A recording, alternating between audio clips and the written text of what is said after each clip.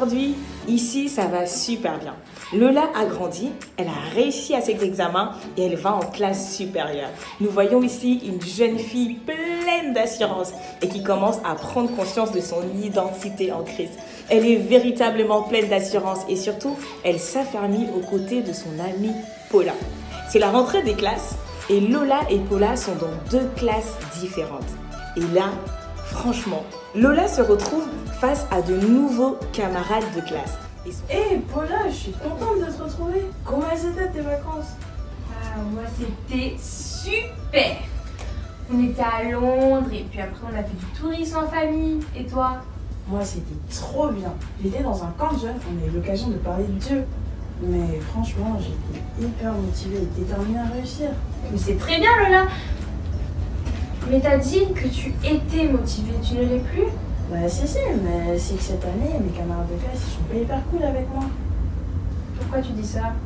Parce qu'ils sont agressifs vis-à-vis de moi. Ils disent que je suis arrogante et trop orgueilleuse, alors que c'est faux. Mais je sais que c'est pas vrai, mais pourquoi ça te démotive alors? Parce que j'ai pas envie qu'on se fasse une fausse opinion de moi. Mais en même temps, j'ai super envie de travailler avec Dieu et je suis déterminée cette année. Mais mes premières pensées, elles commencent à changer.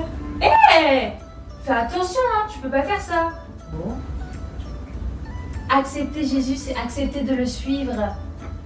Et quand tu as le salut, Toutes choses anciennes sont passées. voilà, tu dois garder tes pensées en Jésus. Tu ne peux pas permettre ce que les autres disent sur toi de changer la vérité de Dieu qui est établie en toi. T'as totalement raison, Paula. Ensuite, Lola, si tu acceptes de te démotiver, ça veut dire que tu pars sur une année d'échec. Et ce n'est pas ce que Dieu veut pour toi pour cette année. Nous devons décider de garder la parole afin de détruire le plan d'échec du diable et d'imposer la volonté de Dieu.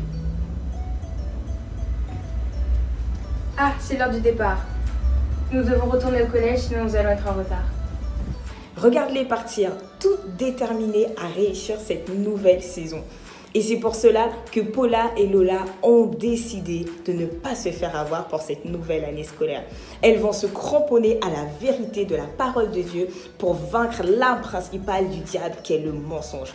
Elles ont aussi pris conscience de la justice de Dieu pour contrer les accusations du diable. Pour contrer les accusations du diable. Elles ont décidé d'être zélées dans leur engagement avec Dieu et surtout de faire confiance à Dieu, peu importe les situations difficiles à l'école. Est-ce qu'elles n'ont pas grandi, Paula et Lola? Juste waouh! Et aussi, l'assurance de leur salut permettra qu'elles gardent leur pensée pour vaincre le doute que le diable veut créer par rapport à leur identité. Elles ont aussi choisi de garder la parole de Dieu comme force principale pour détruire les œuvres de l'ennemi et imposer le règne de Dieu. Et toi, que décides-tu?